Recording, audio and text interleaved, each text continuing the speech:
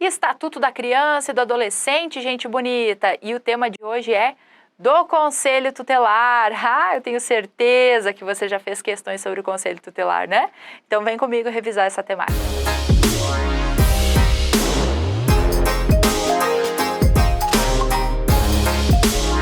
Galerinha, quando o assunto é o Conselho Tutelar, algumas informações são básicas. Você tem que saber. Características e composição do conselho e requisitos para os conselheiros. Essas são básicas. É órgão independente, né? Autônomo, não jurisdicional e permanente. Então, nenhum poder manda no conselho tutelar. Ah, mas o prefeito. Ainda que haja repasse de verbas pelo Poder Executivo, o prefeito não manda no conselho tutelar. O conselho tutelar é órgão independente, autônomo, permanente e não jurisdicional. Quando eu falo que ele é não jurisdicional, eu já dou todo o indicativo para você que o Conselho Tutelar não faz sentença, certo? Então, aquela questão que diz para você que a Aninha, a Mariazinha, o Joãozinho serão destituídos, serão tirados do poder familiar das suas famílias, esta destituição, esta quebra de poder familiar nunca é feita pelo conselheiro. O conselheiro tutelar não é autoridade judiciária, não é juiz, não é órgão jurisdicional, não faz sentença, tá bom, gente? Não vai prolatar sentença alguma. Então, cuidado com essa informação, ele é não jurisdicional. Qual é a composição do Conselho Tutelar? O Conselho Tutelar é formado por 5 membros que têm mandato de 4 anos, ok? E aí, aquela particularidade que foi a alteração de 2019 aqui do ECA, né? São admitidas várias reconduções para conselheiro. Antes era admitida só uma. Por que mudou? Porque hoje se privilegia o cara que já tem expertise, já conhece a comunidade dele, né? Por que não? Claro que o cara vai ter que se candidatar de novo, tá, gente? Então não é assim, venci uma vez, vou ficar para sempre. Eu tenho que me candidatar e aí, caso eu vença, eu posso ser conselheiro de novo. Cada ente federativo, município, ente federativo, precisa ter no mínimo um conselho. No mínimo um, tá bom?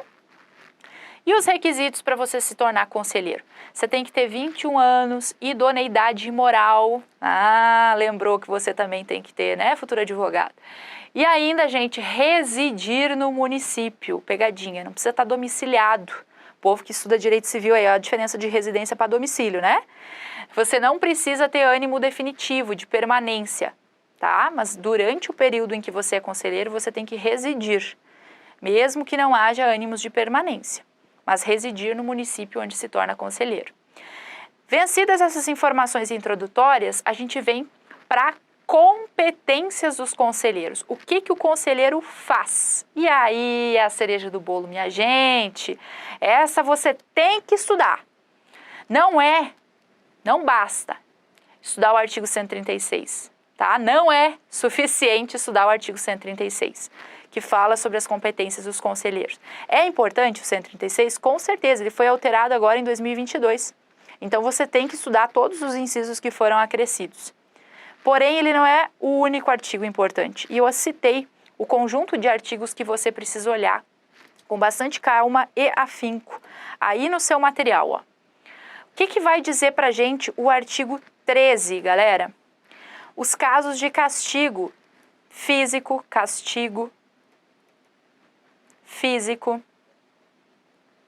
os casos envolvendo maus tratos, vou abreviar aqui, tá? Maus tratos.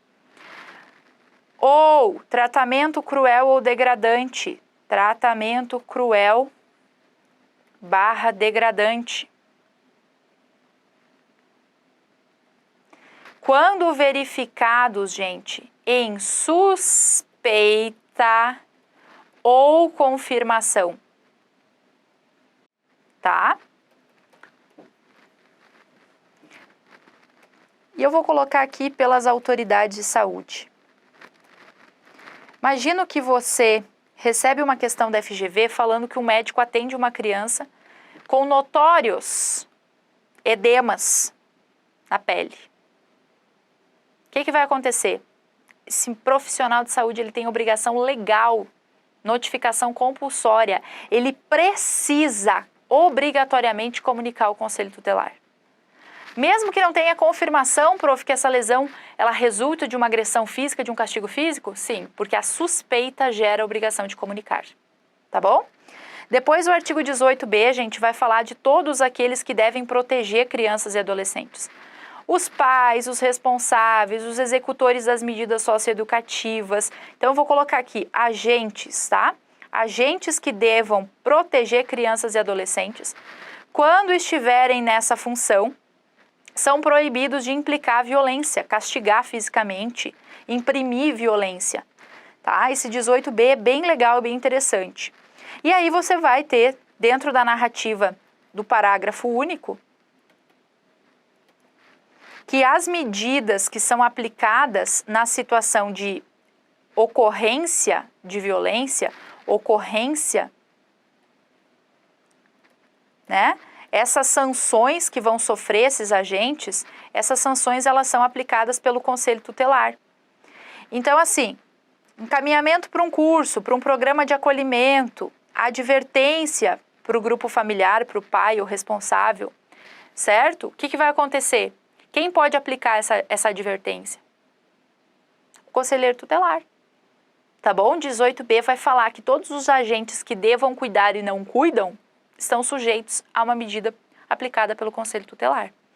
Depois o artigo 56 é um artigo interessante também, galera, porque ele vai falar dos dirigentes dos estabelecimentos de ensino, tá? Que eu tô falando de direito fundamental à educação, direito fundamental à educação, vale a pena você revisar um pouquinho de forma breve aí também. Os dirigentes de ensino, eles têm o dever de comunicar ao Conselho Tutelar a ocorrência de suspeita de maus tratos com relação aos seus discentes. E aí vem aquela situaçãozinha envolvendo a evasão escolar e os elevados níveis de repetência. Quando a escola usou de todos os artifícios que tinha, tá? Então, esgotados os meios, não conseguiu resolver os problemas, vai comunicar ao Conselho. Então, o artigo 56, ele fala, esgotados os meios. Aí comunica o Conselho. Não é assim, Joãozinho faltou 2 vezes, já vamos comunicar. Não, tá bom? Depois, o artigo 70b, né? Vai falar das entidades públicas e privadas que atuam na área da saúde, da educação, que também têm o dever de comunicar ao Conselho os crimes praticados contra crianças e adolescentes, tá? Então, eu estou falando aqui das entidades de acolhimento a crianças e adolescentes, têm o dever de comunicar crimes. E, além de tudo, gente, o 136. Claro que o 136 é o que você vai revisar com maior afinco, né? O que faz o Conselho Tutelar, os conselhos tutelares? Zelam pelo ECA, gente. Zelar pelo ECA. E quando eu falo que o conselheiro vai zelar pelo ECA, ele vai zelar pelos direitos e interesses de crianças e adolescentes. E aí você vai olhar com toda a calma no seu coração todos os incisos do artigo 136. Sim, porque ele foi alterado agora em 2022. Ele passou a ter 20 incisos, porque ele atualizou, né, gente? Na verdade, ele atualizou aquilo que já acontecia na prática, tá? O Conselho Tutelar, ele ainda pode solicitar ao Ministério Público, comunicar ao Ministério Público e solicitar o afastamento do agressor da moradia comum. Porém, ele não pode dar o canetaço, né? Ele comunica ao MP e solicita, quando ele achar necessário, o afastamento do agressor da moradia comum. Parágrafo único do 136. Quando você terminar de analisar todos os 20 incisos do 136, o que você vai concluir? Que o Conselho Tutelar não suspende e não destitui o poder familiar de nenhuma família. Ele vai zelar pelo ECA, e quando ele zela pelo ECA, ele vai implementar direitos fundamentais. Então, o conselheiro vai lá na escola ver se o direito à educação está sendo promovido de fato. Vai lá no grupo familiar e vai ver se o grupo familiar está bem estruturado. Vai orientar, vai aplicar medida protetiva, medidas aos pais ou responsáveis, mas não vai suspender ou destituir poder familiar. Tá, gente? Então, saber sobre o que faz o conselheiro tutelar e o que faz a autoridade judiciária é questão crucial do ECA. Vai cair na tua prova perguntando se o conselheiro tutelar pode agir no caso. Porque o professor chamou o conselheiro, o pai chamou o conselheiro, o médico chamou o conselheiro. O que o conselheiro pode fazer? orientação, aplicação de medidas que protejam crianças, adolescentes, pais responsáveis, professores, mas não destitui e suspende poder familiar. Não tira filho de ninguém. Estamos de acordo? Você vai ler os 20 incisos do 136? Muito bem. Finalizamos essa dica. Um beijo, um abraço e até logo mais.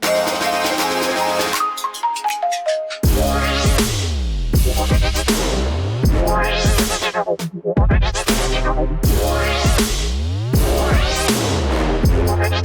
back.